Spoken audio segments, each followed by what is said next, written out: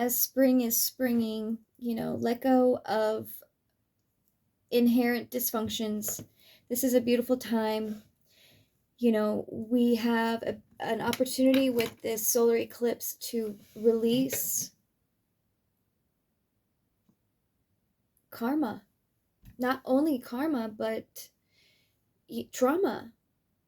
Timelines that no longer align with our higher selves. And if you're someone who's been guided to my channel, then you are either consciously or unconsciously working with your higher self, knowing that or maybe you're being pushed to recognize that you need to start looking into these things for yourself. And as our own worst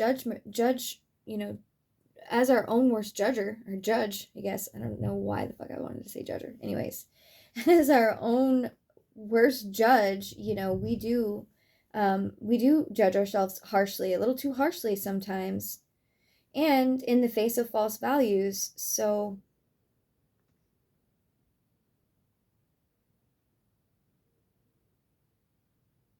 this is massive. I'm just looking at this card, and there's such a beautiful celestial cloud of energies that are coming up here, angels and dolphins and the moon and the stars, and not only that, but this rosy glow, the Trinity, it's all part of what we're going through right now as a planet, as humanity, as a species,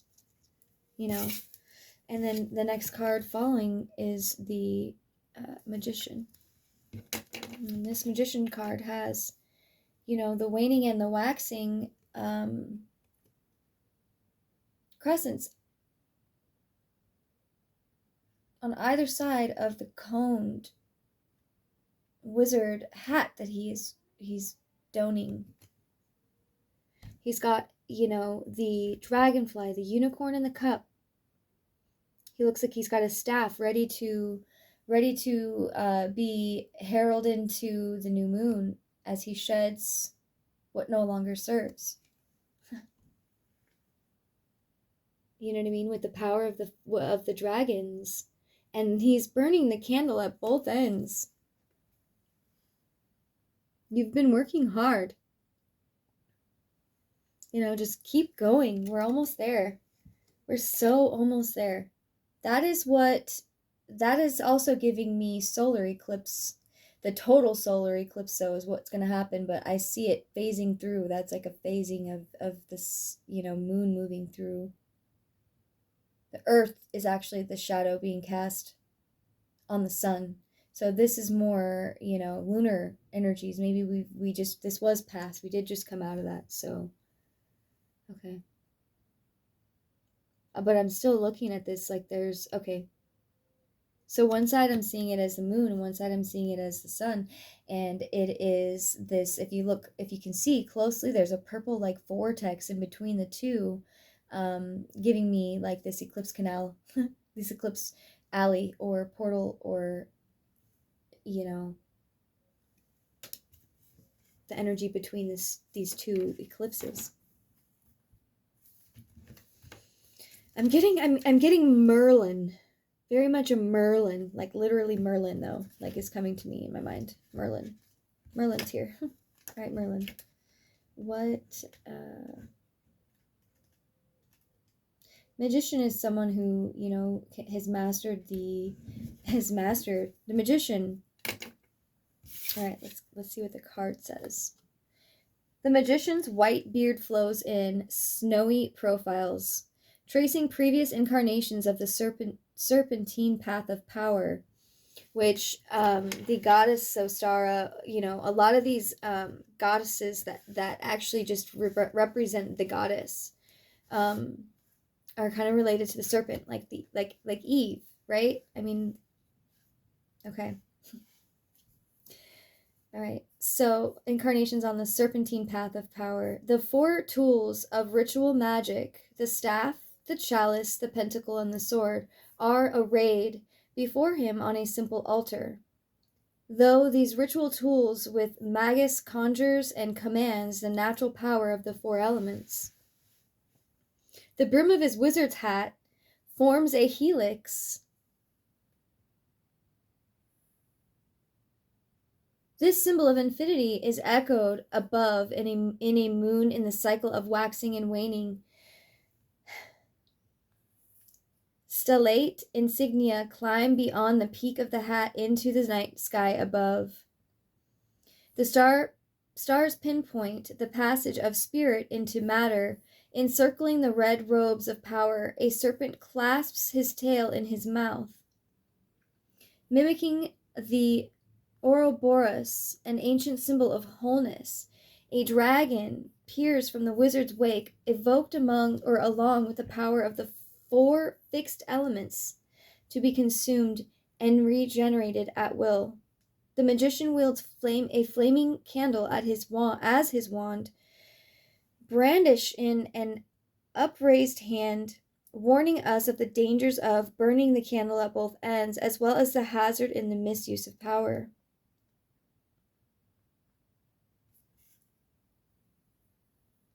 The magician's hallmark is manifestation. His appearance in a reading presents an alchemical moment. This is what I think this eclipse, we're in this cycle right here, is happening. This is what I believe. His appearances in a reading represents an alchemical moment. This is the time life turns to gold with the realization of desires.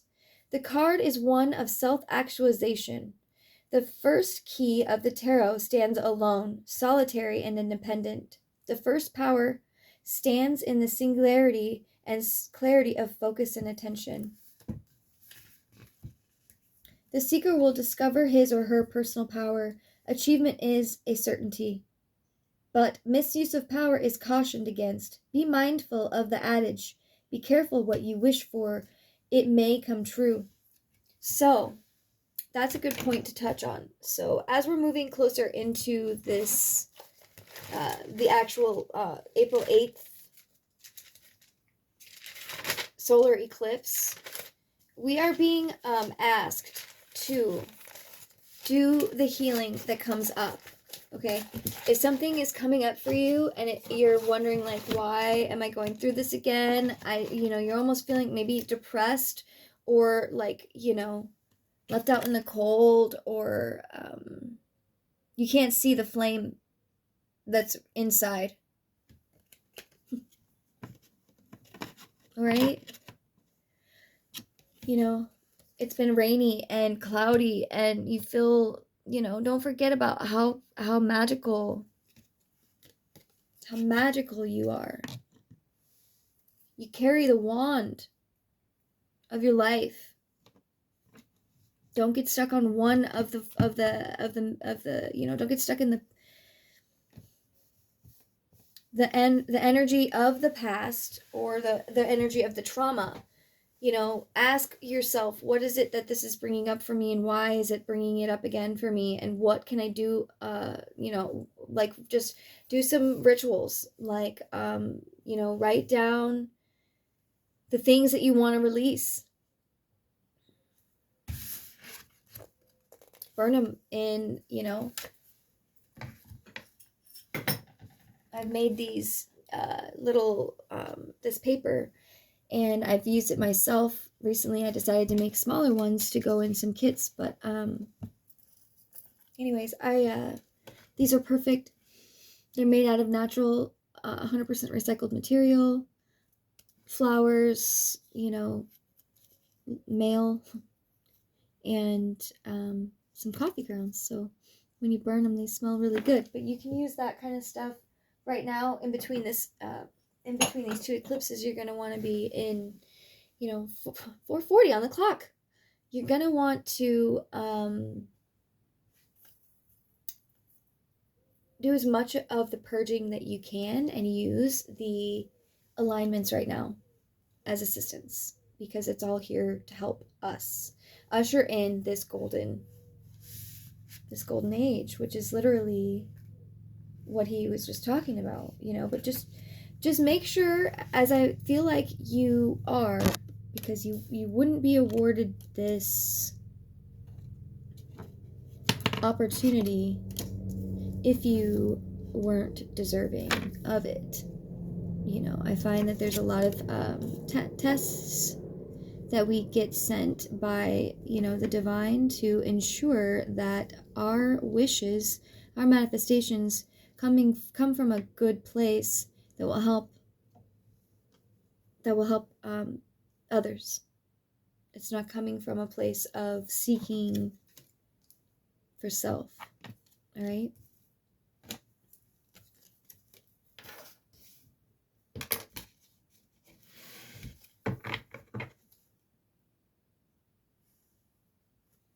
And it seems like you've had a lot of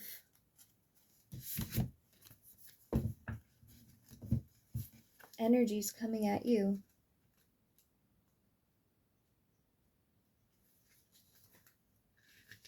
The bottom of the deck is the Ten of Swords.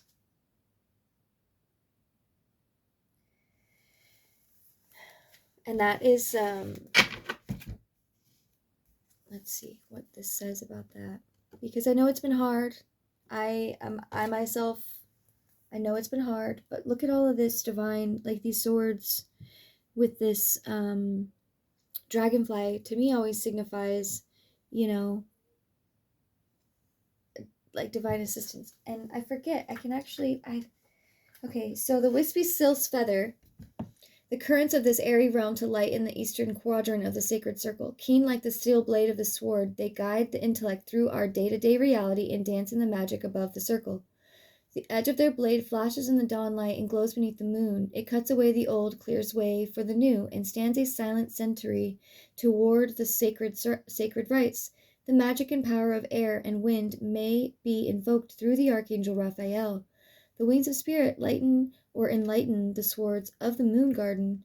They may not lessen the sting or dull the pain, but perhaps they will illuminate the lessons, and with a sharper blade, leave the wound clean to heal in the knowledge it inflicts. The influence of the swords predominates in the air signs of the zodiac and their triple decans of Aquarius, Gemini, and Libra, as well as in Injustice, the 11th key of the tarot. So this steel card, the blade weaves an aura of grief through the black night. So we did talk about, you know, but this is a person who's come through this. They're coming from this dark night. The fabric of desolation ravels heavenward, yet its weight presses downward into the pale figure lying prone in the grass. A grievous misfortune may befall the seeker or one beloved. The Ten of Swords foretells ruin and total desolation. It may bear the ominous forecast of death. If so, it will not be one of violent means. It may be the harbinger of despair that transfigures the soul. This card of the tarot is like the dark day of the soul. Anything in its extreme must return to its opposite in the next swing of the pendulum. Look to the dawn at this time to travail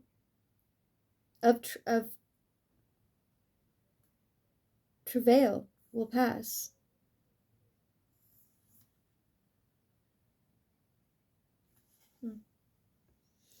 So I'm looking at this more as like the loss of you 444 on the clock.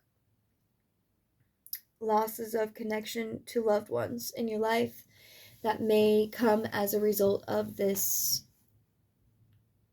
dawning of the golden era.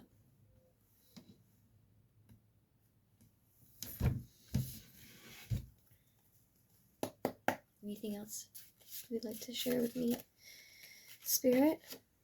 And this is perfect. Thank you, Spirit. Thank you, Spirit. Okay, so it is. My eyeball is itching me right now. Anyway, so you know, just keep going. You're almost there. With every ending, there's a beginning. And what a more beautiful card to show up here on April Fool's. The Fool.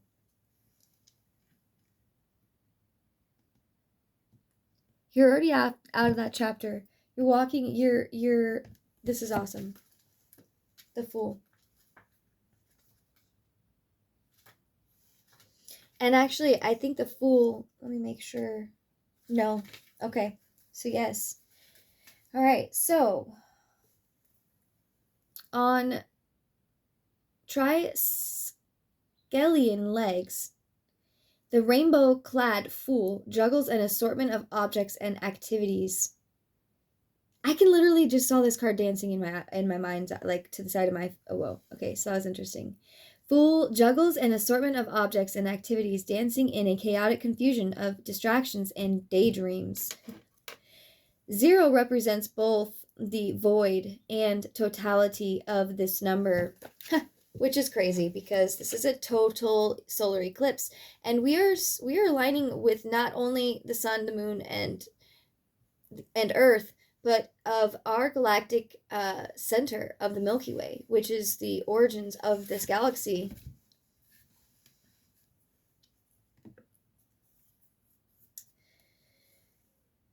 Spherical forms number in the Fool's possessions. Like seeds in symbol, these contain the macrocosm of potential. Yeah, he's got so many things, different things in his hands. Kind of reminds me of that god, that like one of those Hindu gods with the different arms. I'm sorry, I don't know the name. The Fool's belongings include a paintbrush, a pomegranate, a mirror image scepter, and a staff outfitted with butterfly net and ornamented with an 8-ball. A small heart dangling from one sleeve reveals the heart on the sleeve, nature of the Fool. That's so cool. A small dog instinctively bounds across a rocky peak, following the shadow of a ball as it bounces into the abyss beyond, and so follows the Fool in the company of instinct and shadow. Oh shit, yeah. Look, there's a moon and there's 2 bodies. There's 2 moonlights. Dark and light. Like, that's interesting.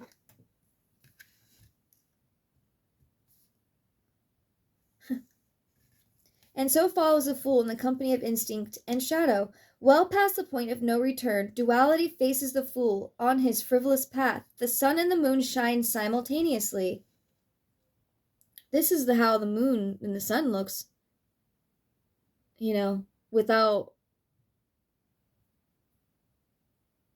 I don't know how that works. Day is night and night is day. Oh boy. So this is definitely talking about this eclipse, dude. Like, it's gonna be night during the day. Night is day. Everything acquires the qualities of its opposite. In this light, only the seeker can ascertain what is illusion and what rings true. It is only through a newly developed capacity to focus that the Fool gains passage and is able to define a personal symbol in the journey that is life. In the center of the forehead blooms the 4-petaled flower of individuation. Dude. When the Fool turns up in a reading, the seeker is beginning to wake from the sleepwalking, daydreaming, or distractions of day-to-day reality. The seeker will find new people in his or her life and different places to go. Travel light. Discard bygone burdens. They will only impede progress in new surroundings. The Fool also seems to announce the necessity of facing and integrating the shadow side of one's nature. As personal shadows surface in the light of awareness, their strengths are assimilated and growth occurs. This card may indicate circumstances that arise to force the seeker to stray from the customary signposts of life. Loss of a loved one, social standing, status, employment, position, divorce, or change of residence are examples of many such possibilities. Recognize the potential of or freedom in a seemingly mistaken venture, folly, or fall from social grace. Circumstances may be forcing necessary changes or a fresh start. Instinct will be a guide through these detours. There is but one destination, and this fate will decree.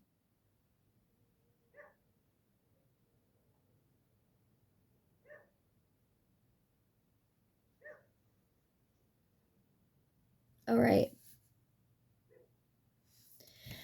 So, what I'm picking up on is my collective.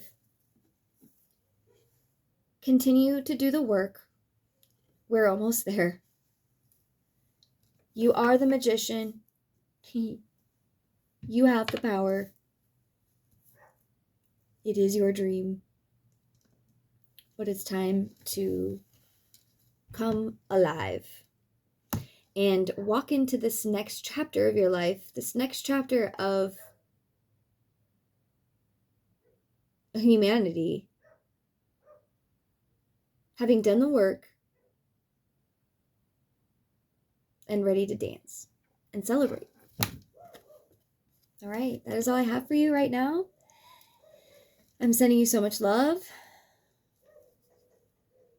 and happiness and bliss.